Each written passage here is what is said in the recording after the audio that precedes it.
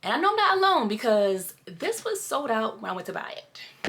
Think about me every night, oh, sit that sweet like it's so. Say you can't sleep, baby. Hi guys, I'm Trina. Welcome to another video.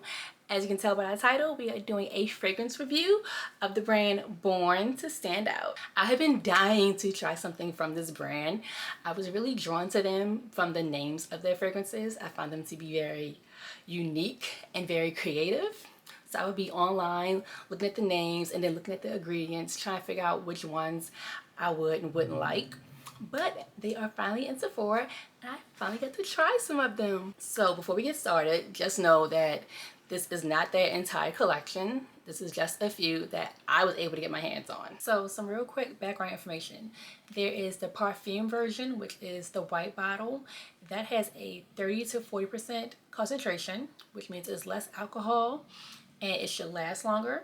And the price usually ranges from $39 to $305. Now the intimate version, which is the clear bottle, that's concentration of 20 to 30%, and that ranges from $32 to $210. First we have Cola Addict. This has notes of cola, rum, lime, cinnamon bark, and nutmeg. As for the scent, the name says it all. It is what it is. It smells like a bottle of Coke. Like when you first open that bottle, you get a little bit of fizz coming in. It just smells like a fresh can of soda that never went flat. As simple as that. Next, I tried Indecent Cherry. This had notes of sweet cherry, almond, and strawberry. All things that I personally love. When I first sprayed it, you get a good burst of cherry. Think of Tom Ford's Lost Cherry, but sweeter. And then as it dried down, it got a little more almond and the strawberry came out a little bit more. But I truly just love this fragrance. If you are a cherry lover, I definitely think you need to add this to your collection. Then I tried Drunk Lovers, okay?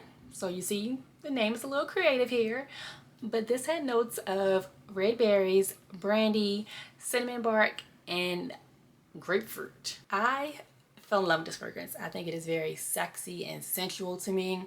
I think there's a great balance between the red berries and the brandy that makes it just so ooey gooey, lovey. And I know I'm not alone because this was sold out when I went to buy it. So, Drunk Lovers.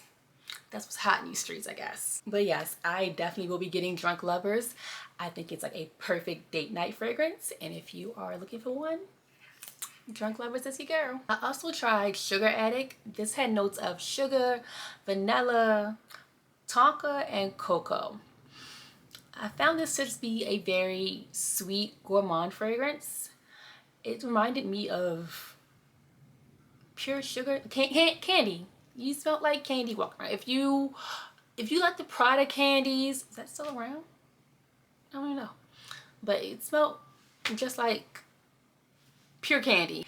I wasn't wild, but I didn't hate it. So I didn't hate it, nor did I was like overly like I gotta have it.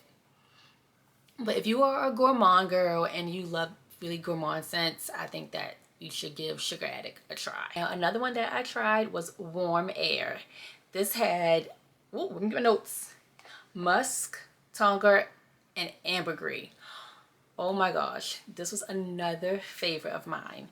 It was very soft, but still intense. Like it really is warm. This makes me think of like the perfect summer night where the air is clear and it's like the temperature is just right. There might be a slight breeze, but it's just a warm summer night. You know, if you like Not a Perfume by Juliet Has a Gun, then you definitely will like Warm Air. And we had Candy Dust. This had notes of raspberry, pink dragibus, powdered sugar, and peony. I was expecting this to be a little childish, but it was not. This was very adultish. It was grown woman. You do get a burst of sweetness when you first spray. It does smell like cotton candy, but as it dries down, you can get more of a powdery scent. I think this is a great everyday fragrance. You can wear this to work, running your errands, maybe hit the gym. I think this is a great anywhere, everywhere kind of fragrance. Then we had Musk X. Hope I'm saying that right. The notes in here were ambroxan, musk, and sugar. This was a very clean, warm, and light fragrance. I could see me actually layering this with something like Valaya just to give it an extra boost. But if you do it by yourself, it's kind of like just intensifies your natural scent. It's your skin, but better. Now we have another fave of mine, Gold Juice. This has notes of mango, durian, hope I'm saying that one right, and ambroxan. This was a must-have for me. I love a tropical scent. It was very juicy and you can't smell it. It's like just a right there in the middle. Again, this one is another must-have. All right, guys, that was my short and brief review for some of the Born to Stand Out fragrances. I hope you enjoyed this video. Please like and comment if you tried any of the fragrances that I've talked about, or if you plan to try any of them. If you have any favorites from Born to Stand Out, let me know. Thanks for watching.